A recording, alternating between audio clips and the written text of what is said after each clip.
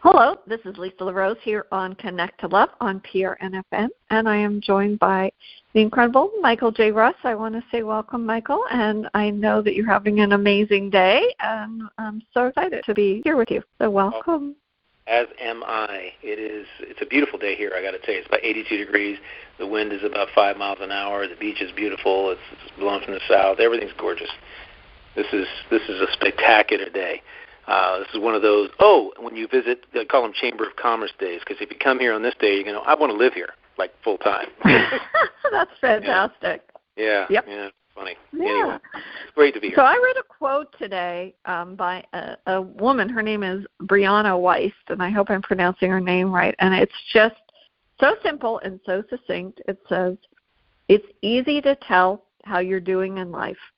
When you go outside, how beautiful is the flower? That's how you know." And I thought that would be a fun way to kick off the show, because I know that you go outside and you notice the trees and the flowers and all of the miraculous things that are outside. But it's also, I think, a very good measure for what you and I consider transformation. When you go outside of yourself and you take a look in and you say, wow, you know what? I'm pretty amazing. The things that I do, the people I touch, the things that unfold in my life, it's really miraculous. There are so many incredible, blessed, serendipitous moments, and you just look back and you go, wow, things have really transformed. So When you go outside, Michael, how beautiful is that flower? Gorgeous. As a matter of fact, my gardenias are blooming right now. My gardenias, very fragrant. I love the smell. And I've got 2 gardenia bushes that I've cultivated outside. One outside my bedroom window, the other outside a dining room window. 2 different varieties. They both smell so awesome. I picked 4 flowers, brought them in, and put them on the dining room table, and I tell you, when you're sitting in the dining room, all you can smell is gardenia. It's fantastic. It's so fragrant. I love gardenias, the smell of them. It reminds me of being in Hawaii, although it's not so much for the gardenias, but just the flowers. You know, when Hawaii is so fragrant with plumeria and pikaki and these wonderful flowers that just the air is just so fragrant by them. There's so many of them, and I love that, and that's what it reminds me of. And when you get a sunny day like this, you know, it's absolutely more beautiful. So that's, and I've taken a walk around the yard. I've seen the things. We've got some ginger that are going to be coming up. They're already budding up about 3 or 4 inches out of the ground. They have this gorgeous, brilliant fuchsia color, and they last for months. And so we prepare for those every year. Set the area clear out last year and get ready to give them room to grow, and that's what I did this last couple of days. So listen, everything's awesome. Everything is beautiful. The flowers, the hibiscus are blossoming like crazy. I love flowers, and I think I told you this before, but I had a Hawaiian girlfriend back in the 80s who told me that, never let a flower go unpicked, unappreciated, which is why you always see people in Polynesia with a flower in their hair. Don't let a flower go unappreciated. And I don't put flowers in my hair. However, I do pick them and appreciate them, put them in a vase, look at them. All my orchids are blossoming. It's fantastic. And it's a beautiful time of the year. It's a great time to be alive in this universe. Oh, truly. Absolutely. I mean, I think things are, I'm absolutely amazing. We had, although it's a little chilly today, beautiful blue skies. And I love catching the sun as it's coming through over the morning. I took a picture of the backyard. It was coming through the green trees, and I'm so excited to start the day when I see that. And there's something about that light that it's just sort of when spring comes, I think everything's awakening, everything's transforming, everything's coming back alive. And although I do appreciate the fall and I do appreciate winter, I love when everything's coming to life. And I think it's a great metaphor for the way that we come to life too. You know, we have these quiet times. We need to nurture ourselves, and then we get to the point where we look back and we go, wow, did I really just, that whole year that went by, did I really go through all those things? And I think that as we do, we realize that transformation is a continuous journey. It's not a destination. It's not like, okay, well, I wanted to improve this, and now I'm here, and then I'm done. I don't need to do anything else. I don't need to grow. I'm pretty done. I mean, we do all sorts of inner work. I look back, and I love books, and books become very personal to me. They are friends, and sometimes it's hard to give up my books. I mean, I will pass them along, I'll give them to people, those kinds of things. But for me, just to discard them as though they have meant nothing. But I look back on the different books and the chapters in my life. When I discovered Marianne Williamson, probably 25 years ago, it was at the end of a relationship, and I had never heard of Marianne. I walked into a bookstore, and I thought, what is this book called Enchanted Love? You know, I'm done with relationships. You know how you go and you get that taste of whatever. And I opened it up, and it wasn't anything about relationships in relationship to a romantic. It was about your relationship to yourself and rediscovering that. And I remember devouring that book. I could open it up at any point in the book and read something that meant something to me. And I have given away so many copies of that book. And it was really my first introduction to A Course in Miracles. And Glenn Brooks was also a student of A Course in Miracles. And there were things in her subsequent book, I believe it was called A Return to Love, and it was all about reflections on A Course in Miracles. And so that started a whole other exploration. And I always think about the one passage, and I don't remember, I apologize, what part of A Course in Miracles that it came from, but it was the message that kindness created me kind.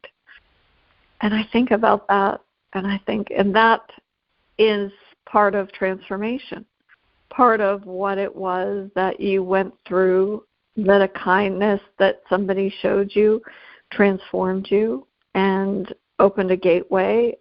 Yeah, there's just so many amazing and miraculous things. But yeah, you look at that journey. I can pick up a book and I remember, like, okay, 4 Agreements, reading that book and devouring, Don Miguel Ruiz's books, again, the same thing, finding little bits of wisdom so that the burden that I once carried seemed less and less. And I let go of self-doubt, all of the things that kind of, I think, perhaps maybe held me back. I started getting lighter and lighter, and I look to where I am, and I have this sense of ease and joy, and some of those challenges that seem so overwhelming, I look back and I just like, oh yeah, I went through that. No big deal.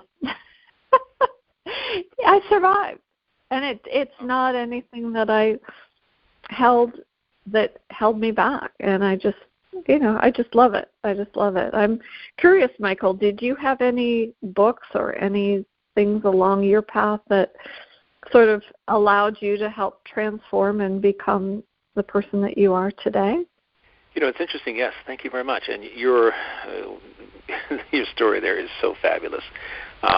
You read many more books than I do, and listen to many more books than I do, which is, we're all different, and we all get what we need when we need it. One of the biggest contributors to my transformation was Deepak Chopra. His book, The Way of the Wizard, was really phenomenal to me because it was a story of Merlin taught in a transformative way, and it was a whole different way to look at personal transformation and manifestation, and at the time, and serendipity, and all these other things. And it was a hardback, like a novel, and I loved reading it. And at the time, there was a time in my life. It was in the mid 80s to about 95. That 10-year period where I absorbed a lot of books.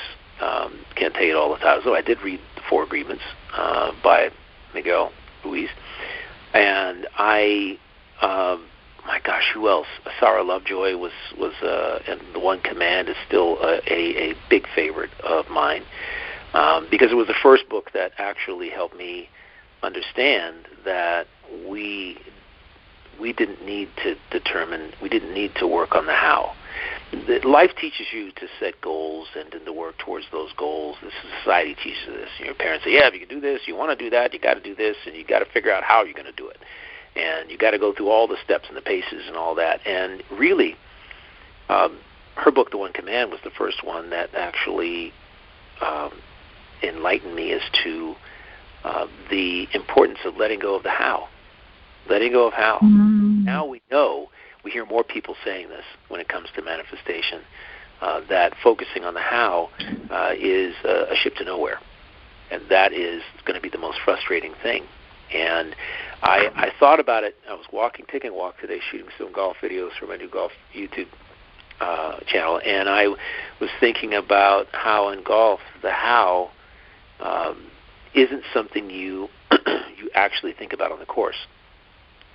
You do all your practice off the course, and when it comes to the how, the only thing you're actually focusing on is which way what things you need to do to get the ball from point A to point B. That's all you really need to be focused on. The mechanics, the how mechanics, are rote. That's in your muscle memory and everything else. You have to get it to that point. Because if you're focused on the how, you'll never get the what. Right? You'll be focused so on your technical aspects from a conscious perspective that you'll totally just mess up the what, mess up the whole process of what you need to do to get it from point A to point B. And so that's why in this game and others, they teach you to practice. Practice makes perfect. Practice develops the muscle memory and the ability to just set your intention and then move through the journey to achieving that intention, already having taken care of the steps involved in what would make the how, okay, what would create the how. And so for me, the transformation that comes from books, we all have a period in our life where we have this moment of awareness, self-awareness, where at least we're all going to reach that point. Maybe all of our listeners haven't gotten there yet. Maybe you have. Maybe you've moved past it, like myself and others, and moved to a different phase in your life. But there's going to be a point where everybody reaches achieves this realization. Let's say that, hey, I'm in control of this ship. I've been letting other people drive the ship to control the ship. Everybody else got their hand on the rudder, but me. Okay, everybody's guiding my ship. I need to be the one guiding my ship, and that. So how do I do that? And there's lots of messengers out there, thousands of messengers that can help you get to that particular point. You have your favorites, I have mine, and there are many more. I am a big proponent of Doreen Virtue. Read many of her books on angels. As have I. Mm-hmm. And I know her personally. If I walked in front of her right now, she'd give me a big hug. She's just a wonderful person, a loving person. And I did several workshops with her in California back in the 90s. And she is really, really special. I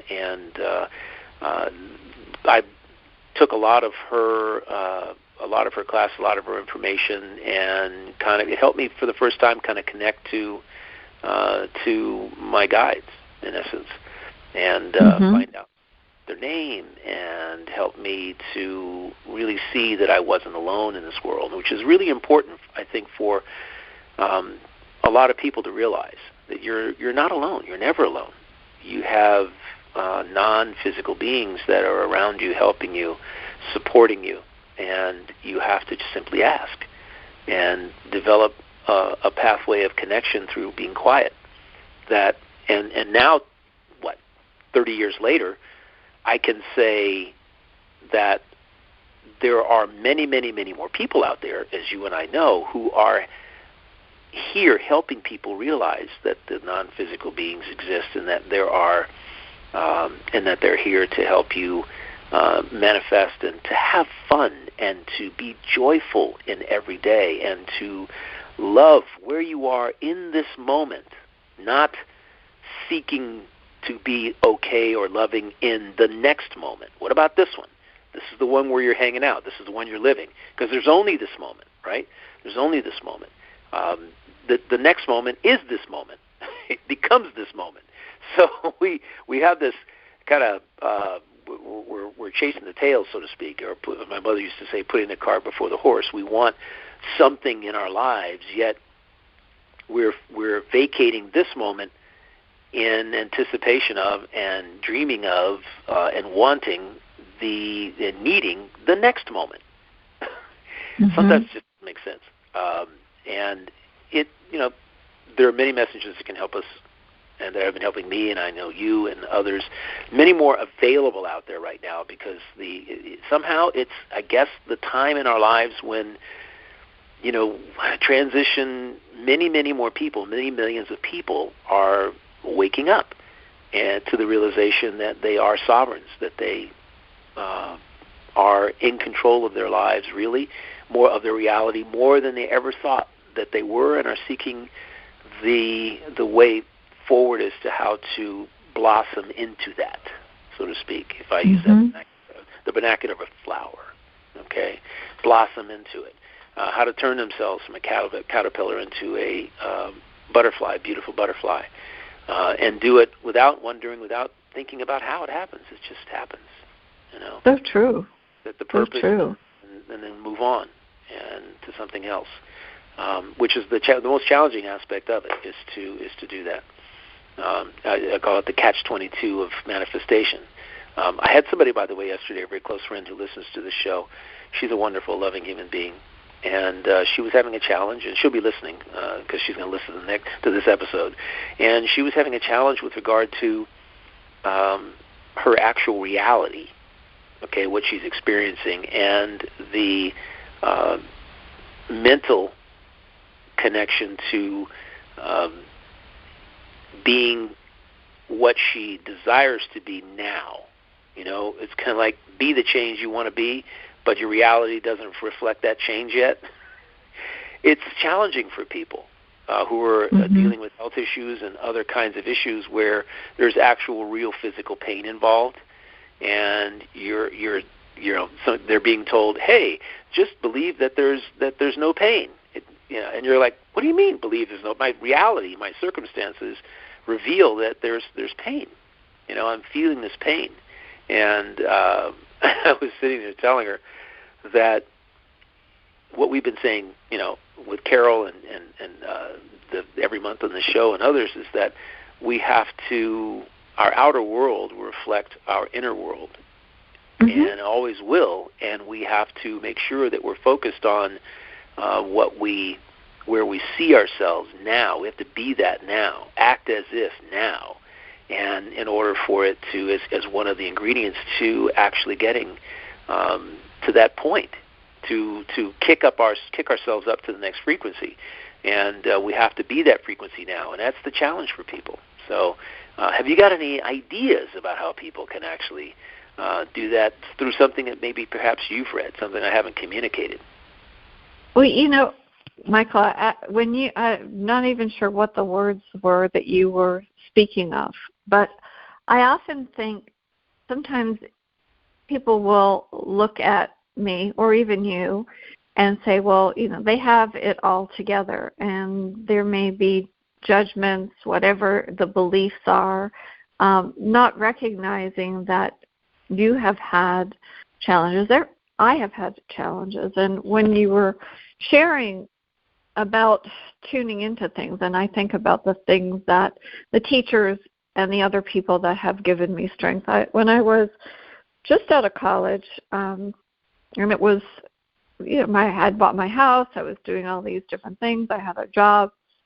And one morning, I woke up and I felt like I had a 300-pound man sitting on my chest. I could not breathe. And I thought, I felt like I had this fever. I was able to get into a doctor right away, and they took my blood pressure, and the nurse gasped. And I said, what's going on? And she said, well, if your blood pressure gets any lower, you'll be dead. And I thought, wow, isn't that interesting? Nobody at that point was able to diagnose me. Now, prior to this morning that I woke up, I would go to 3-hour dance classes. I was doing aerobics every other day, walking my dogs miles, and I couldn't even push a vacuum cleaner. My mother had to come and care for me. And it was, here you are, you think you're in the prime of your life, and I ended up in the wonderful world of infectious diseases because they figured out I had something, but they didn't know what it was. And so about 6 months into this whole escapade, I was sitting in this infectious disease doctor's office, and he said, well, how do you feel today?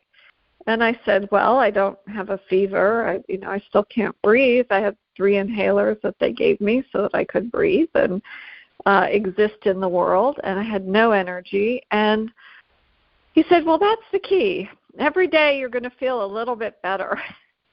I thought, okay, this is it, but it was interesting because I had an ally. I had my mother. She was very determined to figure out, and finally I connected with this osteopath who spent 4 hours with me diagnosing and figuring out what was really going on. And here I had the time when they finally were able to determine what it was called the hantavirus. And most people were dying from it.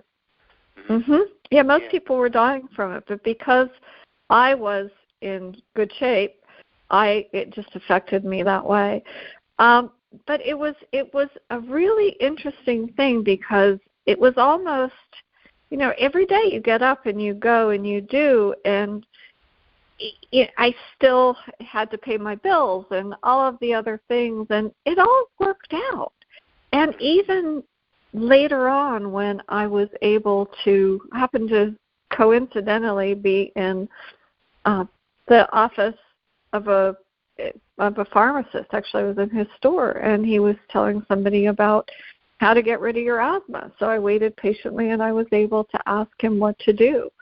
And it took me about 3 months, 6 months, and I've never used an inhaler since. I was blessed to be able to regain my health, but it really gave me a newfound sense of appreciation for everything that was important for me to be able to walk the park and clean my house and all the simple things. And I think my advice to any listener that would be undergoing a challenge is you just let things go and trust and know that if you put it out there to the universe, you will find the right person who can help you. And I really, truly believe that. It's not that the challenges completely disappear, but we get, I think, a little bit better equipped to handle them. Yeah. And that even though it seemed like a very dark path, and nobody can relate to me. I mean, my mother was a radiant sunshine of positivity, and she just knew that we would find the answers. And I look back, and every doctor that was in my journey, and I have a phone book thickness of all of those memories of diagnosis and this and that and tests and whatever. But here I am on the other side, and how many years later, and grateful that I was given the opportunity to not be on the other side of life, that I was still here and able to see the spring flowers blooming. And so when I look outside, they are absolutely beautiful. But part of that too, Michael, I think that was a catalyst for me to tune into a lot of the books that I found. Yeah. I found, as you said, Doreen Virtue's book. I found Sonia Choquette, who I found, she's another intuitive. I found Deepak Chopra, as you did. So many things that really let me know in little ways that I was going to be okay and that things were going to be different and that there was hope on the horizon. And I think that when you are transformed through an experience like that, it does give you a greater empathy towards other people's journeys. And I think that that was truly part of even the catalyst, perhaps, why I got into holistic healing and the practice, so that I could help other people with what I've learned. So you never know where the gifts come from that are going to help you be on the other side of things. So true. Wonderful story. Wonderful story. I mean, in terms of your journey and how you got to where you are right now, which is for all of us, we can look back and see the little moments in time where you have this little bookmark of the event that occurred that kind of shifted your path to to whatever direction.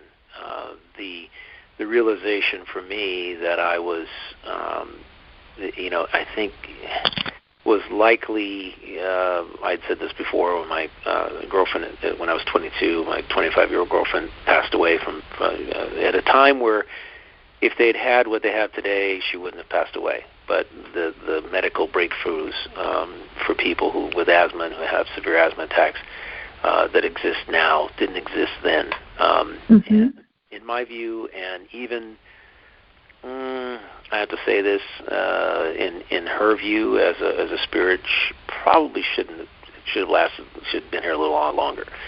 But it's the way it was, and we all have our pivotal moments, and that was a major shift for me to look in a different direction, to move beyond kind of where I was. Marriage number 1 was, marriage number 2 was. I mean, it's just, you have these moments that in your life where you know that you need change. You know that there is change that and there is transformation still to come, and that this little event that's occurring is prodding you to take that journey and to not concern yourself with, well, let's just put it this way. You have a choice. You have a choice as to whether to take the journey or not. And the world, in the world of the 80s, the 70s and the 80s, a lot of people chose not to take the journey because there was something else involved in their life, and they were too fearful of the unknown or the extrication from that event, how to get them move themselves past that they knew they had to take the journey kind of by themselves and not with that person, because they were that person was in a sense kind of preventing them from expanding beyond who they were, and for one reason or another. And there are a lot of relationships that are like that. Now, each one is individual. Each one has to be a case on its own, and I'm not espousing that people just turn around and start leaving the person that they're with. However, one of the things that I recognized was that there was a time for me to leave and move on, that the growth that I had up to that point was it. I was, complacency wasn't for me. It's more of a, keep moving down the road, so to speak, to realize more of the intentions my soul had created. And I can tell you that if I had stayed in marriage number 1, I wouldn't be here right now. In marriage number 2, I wouldn't be here right now, talking to you, doing this show, doing my podcast, doing the other creative ventures with my Etsy shop and the new high-frequency golf, anything. I started my creative path in marriage number 1, and that's where I established my connection with, my non-physical beings, guides or otherwise, and that was just the tip of the iceberg. And I recognized that I that at some particular point down the line, that there was I needed to step out off the cliff, and if I didn't step off the cliff, I wouldn't grow anymore, and that there were other things that I needed to do, and stepping off the cliff was the only way to do it. Stepping out into the unknown. Was it a little painful initially? Yeah.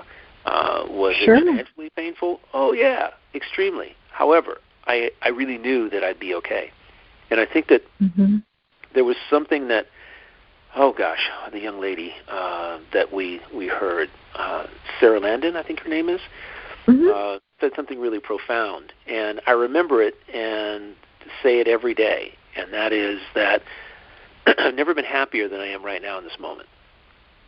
And it's important for us. Yeah, it's. I mean, I wish I'd thought of it. However, her guides, the person that she's channeling, the entity, had said, say that every day. Say that when you're thinking about the future.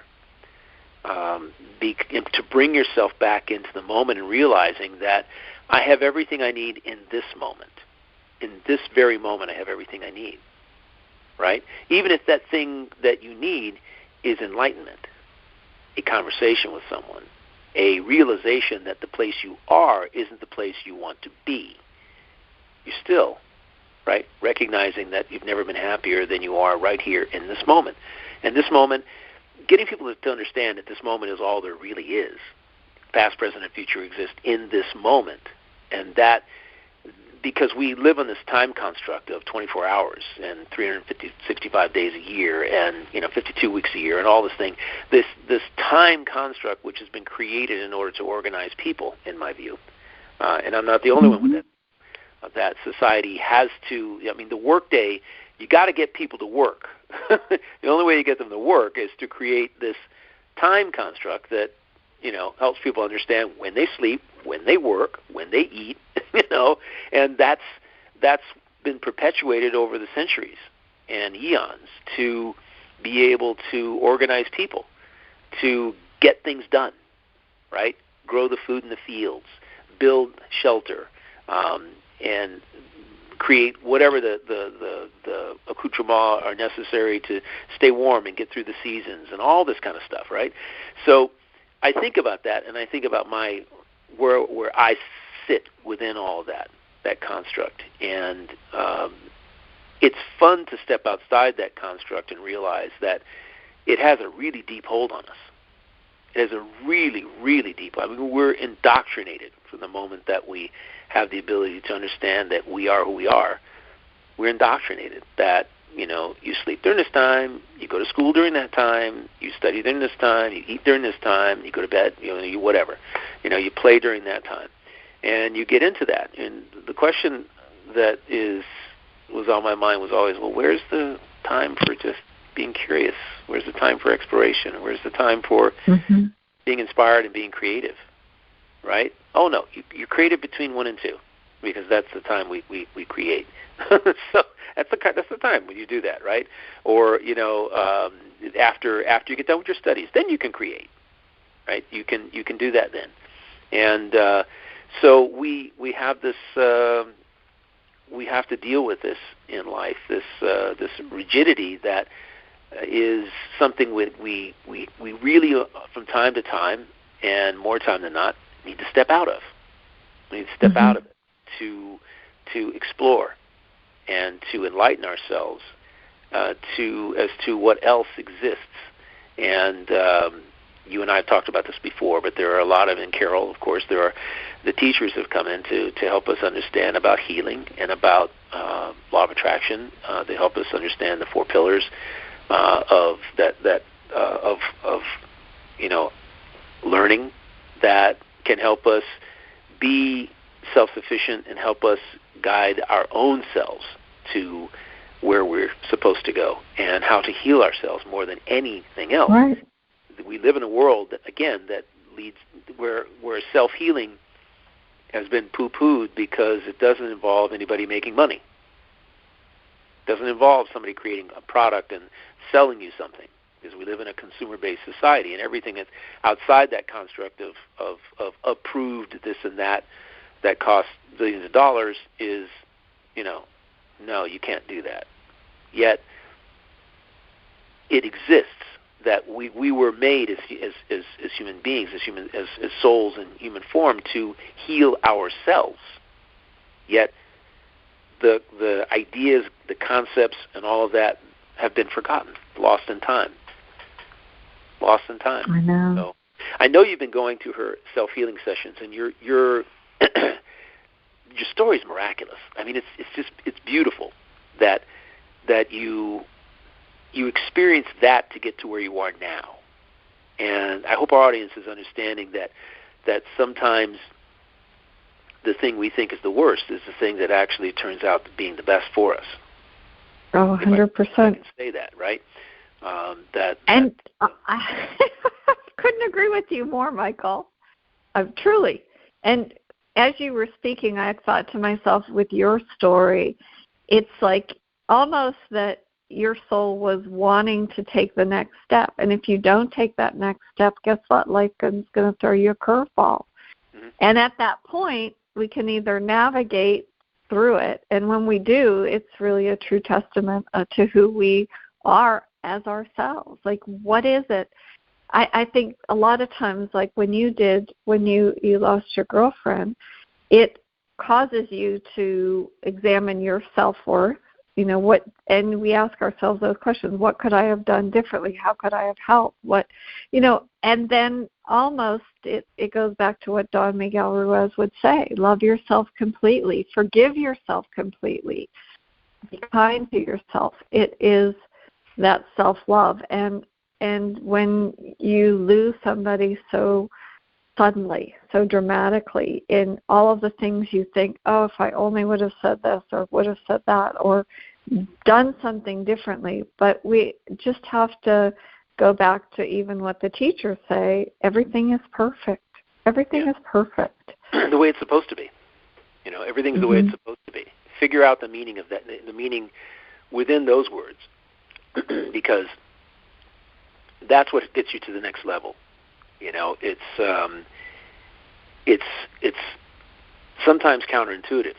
People say, "Oh, well, wait a minute, hold on a second. You know, I'm experiencing this," and I'm gonna frankly tell you, other than the passing of my girlfriend at that time, a couple of divorces, I have actually led a life that hasn't been really challenged from that perspective, from a health perspective. I've had, you know, an umbilical hernia and a fractured thumb, right?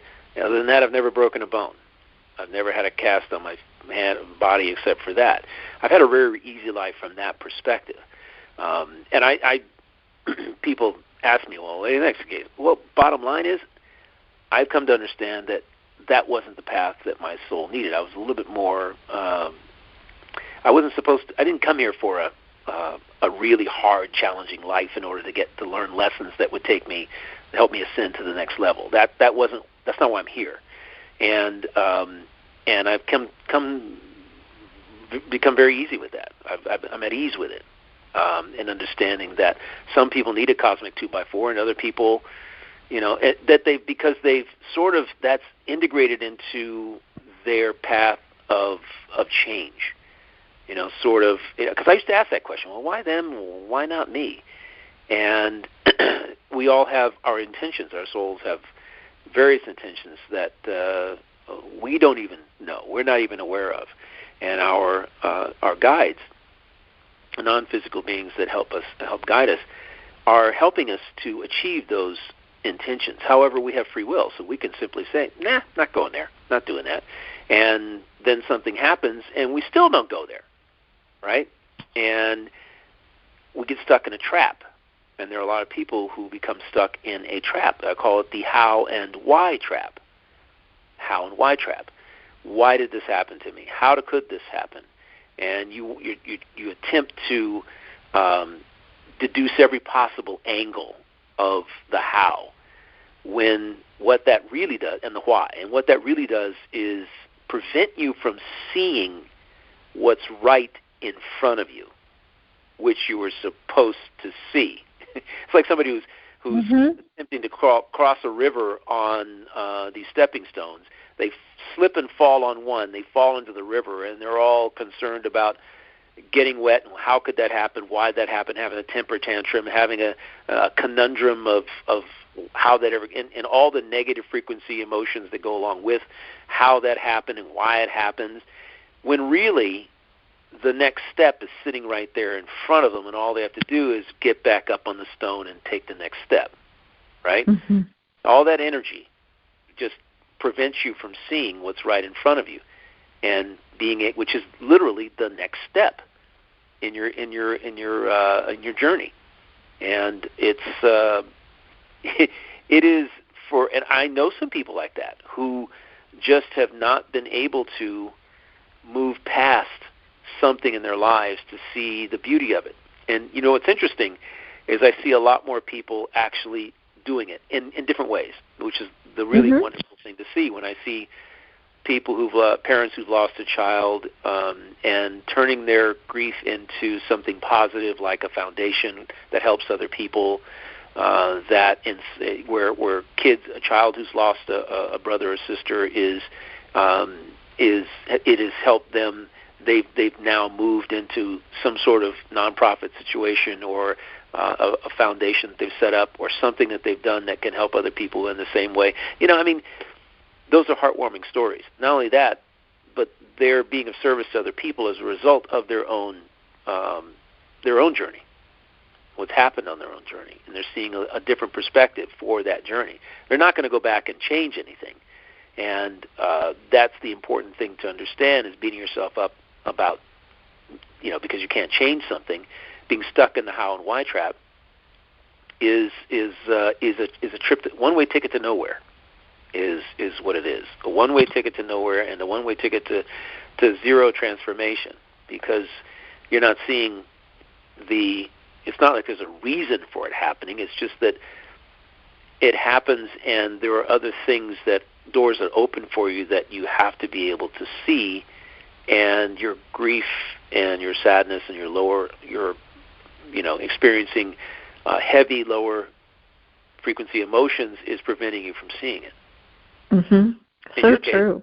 You did, right? You saw your way through it, and I just love. I don't know. I have a lot of admiration for you being and what you can do with regard to energy and seeing it and helping people through. No, thank you. That I guess those aren't my gifts. Okay, let's just put it that way. I can feel, I can sense, I can intuit. When I step into a room, when I meet someone, when I shake their hand, I can see their body language, and I can tell whether or not they're open or closed.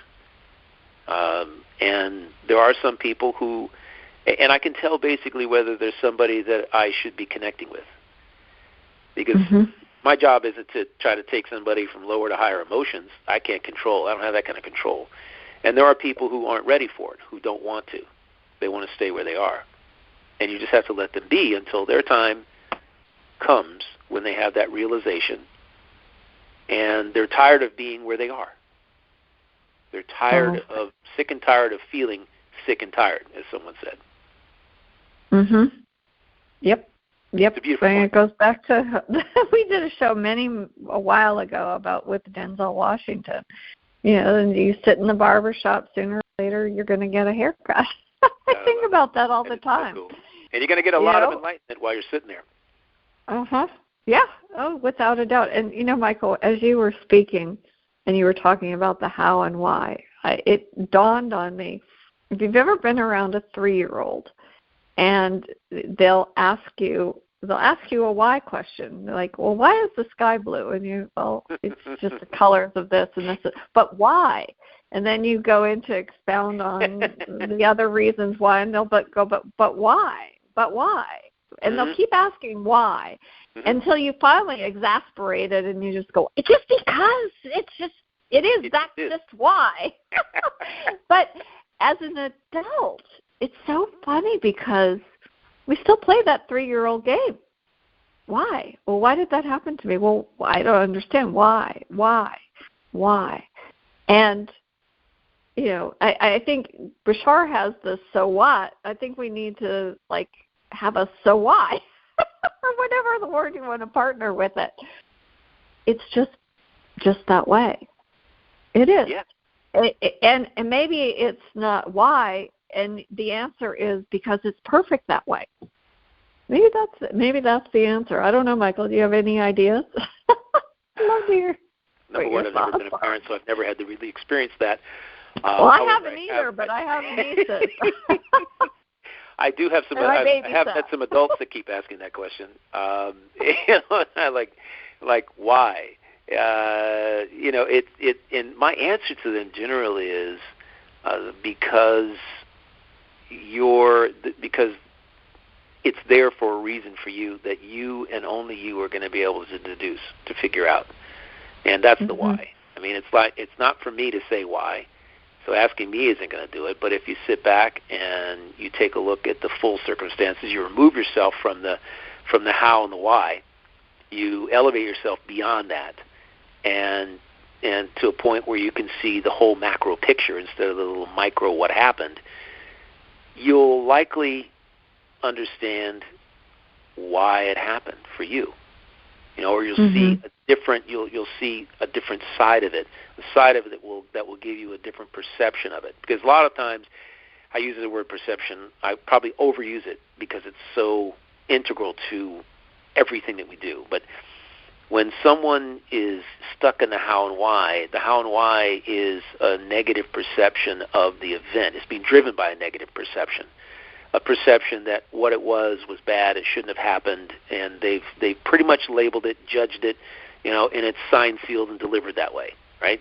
And they're in a how and why state because they have this negative perception. We have to step beyond that perception to a neutral state to see that it's just a thing that has occurred in life, in the course of life, and there was nothing we could have done about it, no way we could have prevented it, and that it wasn't our journey to be had, that it has nothing to do with us.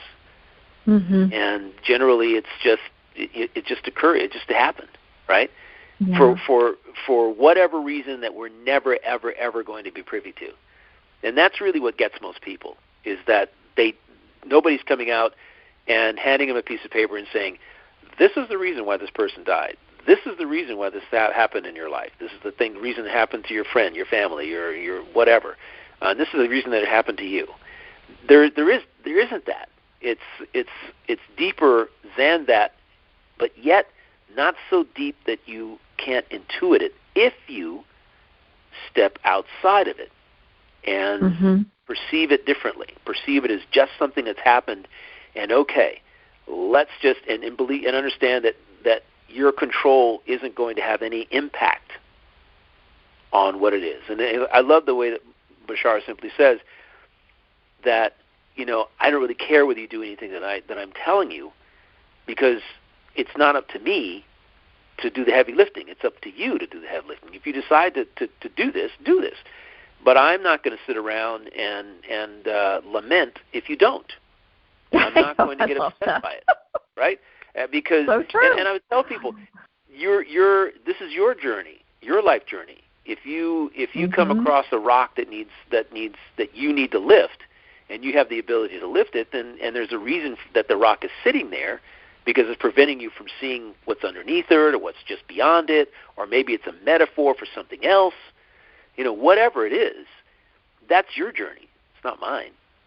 And I got to release my attachment to whether or not you do anything that I suggest that's worked for me.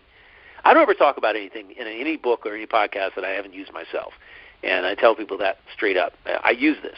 I use this all the time. This is how I get through my journey in life. This is what I use. It's not that I'm saying, do what I do, don't do what I say, not what I do. It's not a situation where I am coming up with something, let's see if it works. It works for me. I literally go out on the golf course and test it, because that's my metaphor for life. And if it works out there, I know it can work anywhere. It can work in my relationship. It can work in my profession, my livelihood. It can work with friendships and family. It works the same way. When you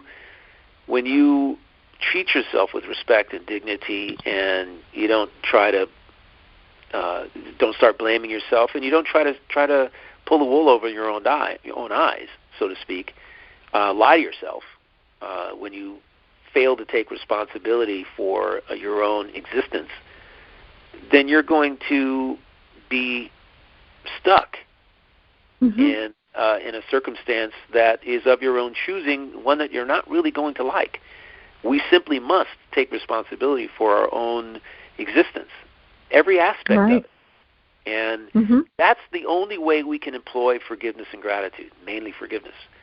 You don't own it, you can't forgive yourself for it.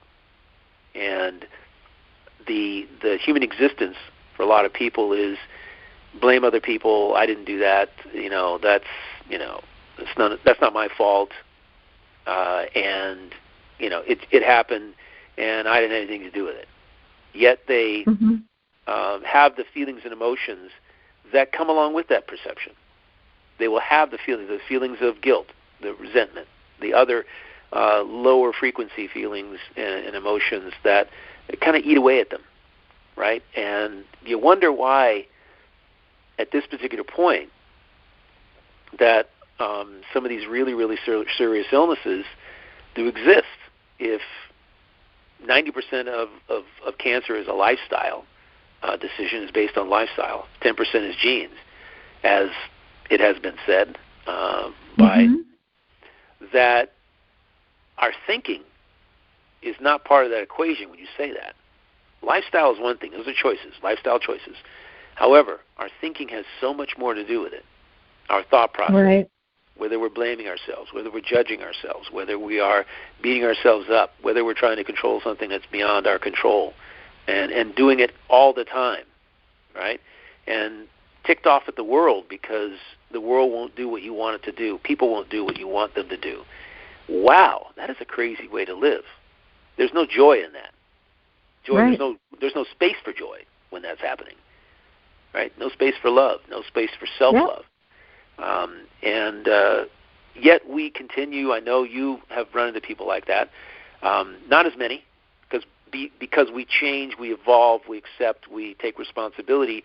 That frequency that we're living in isn't something that that's what we experience, and that's we encounter other people who are just like that.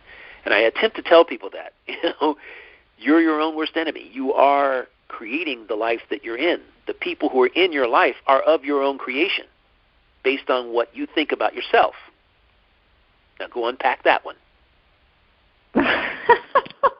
Well, I want to just mention, like, with cancer, for instance, and I think this is a metaphor for many things, was one of the books that really touched me was Radical Remissions by Dr. Kelly Ann Turner. And she said, instead of looking at the reasons people were passing away, she found the key factors of why people were surviving. And she said, you can beat the odds. And so she did 20,000 people in her first study of how people survived. So there again, it's about the perspective of how you see things.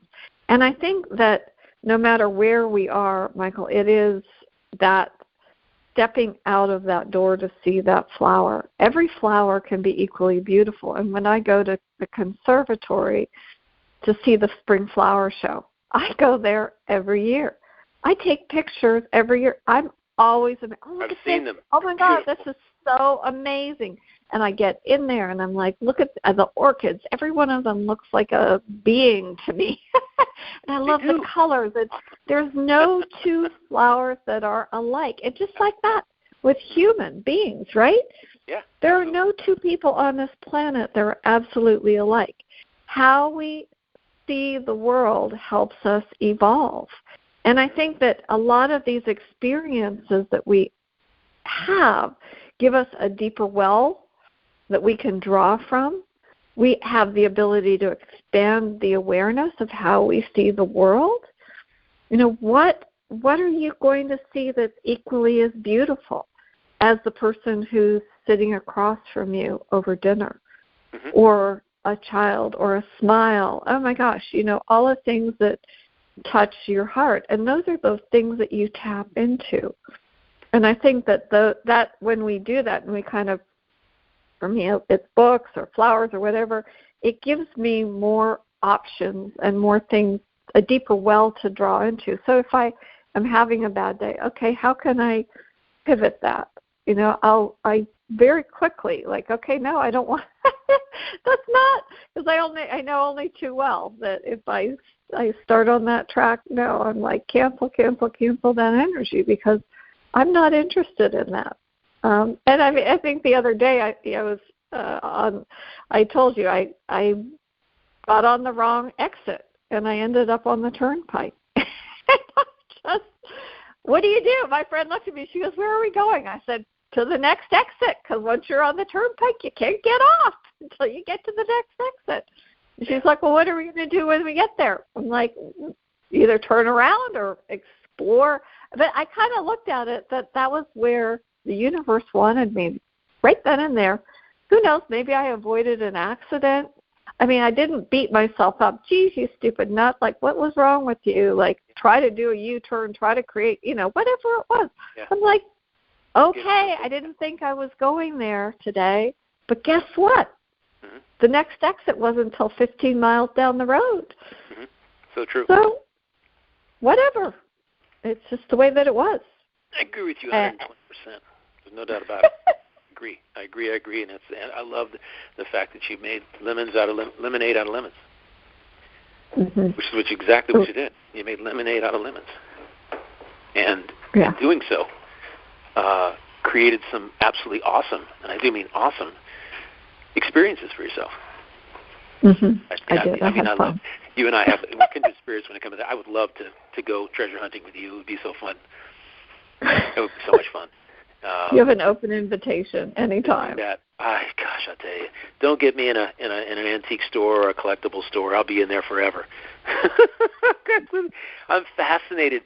I don't know what it is. I'm fascinated by things that are ancient, old, of a different era. It's just to see something that was the technology of the period that somebody else was using, and where we are today. Is right, and it transforms into something new, right? Yeah, always. It definitely does. Everything has its time, and when its time is over, we have to recognize that because something else has replaced it. And, this wanting to go, I think the only thing that I really, if I could snap my fingers, it would be for the youth, the young people, the younger generations of today, growing up in a time without digital technology, understanding what that was, so they'd have the contrast. Mm-hmm. And what's interesting is that my girlfriend's son's family, nobody was allowed to have a cell phone until they were 13, and so the youngest son, who's like 7 or 8 now, and the middle child, who is 11, they don't have cell phones. They're out doing things. They're meeting people. They're playing sports. They're doing dance. They have piano lessons. They're doing the kind of things that I did when I grew up. Making friends at school and doing things. I think they were in Girl Scouts for a while, but now they're so busy. One of them is an awesome swimmer. And so she does this competitive swimming, and it's out enjoying life without being corrupted, I should say, if I could be so harsh or judgmental, by digital technology and the algorithms that the destructive algorithms that I believe that have been created and that they harbor. It's a world out there right now which is so different, which is kind of like anti-connection or illusionary connection. And for us here in the world that you and I know, we have that contrast, so we can actually have something to drop back on, to say, okay, to be all right, to go to a cabin somewhere that doesn't have Wi-Fi and still be okay. Anyway. So true. I think we only have about a minute left, but I simply wanted to say that I really appreciate you sharing today, and I'm sure our audience did as well.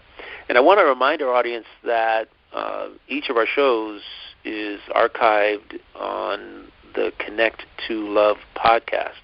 I don't think we say that enough. Connect and the number 2 and Love podcast. You can find it on Apple or anywhere where podcasts are distributed, and you can easily share with someone else this show. If you like something about it, please do share it. Other people can benefit from. They'll find the treasure within our words that resonates with them, and we'd love for them to do that.